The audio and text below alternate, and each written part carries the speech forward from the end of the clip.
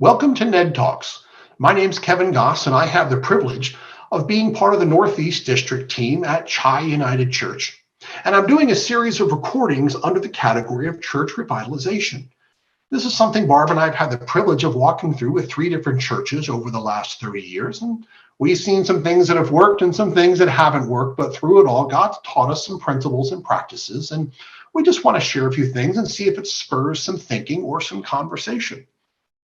Today, I'm going to talk about looking at short-term wins to build long-term momentum.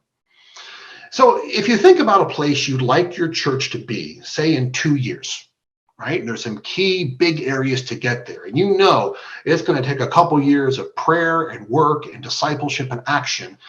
Ask this question: what are some things you could do the next 30, 60, or 90 days that are easy wins, like accomplishments or progress for the church to happen, that don't take a ton of time or money or people power, but they'll be positive in their impact, and it'll be a step in the right direction, and it'll help build goodwill, it'll help build hope, it'll help build courage and faith and momentum toward the bigger change that you're leading along the way.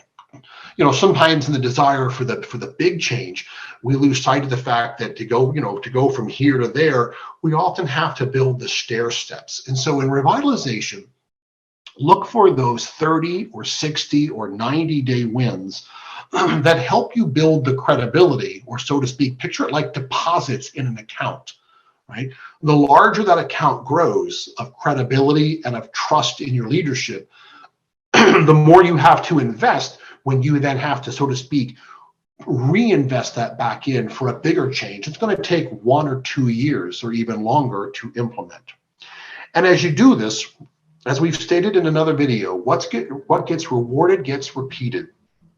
When you have short-term wins, praise people, affirm them, build them up, because they're going to need to be able to push harder and longer when it comes to the longer-term change. So let's hope this has you thinking. Look for short-term wins to build momentum for the long-term initiatives that you want to do. So where you want to be in 2 years, what are the steps that will build you toward that? If it has you thinking, we'd love to talk to you more about that. Don't hesitate to reach out, and I hope you have a great day.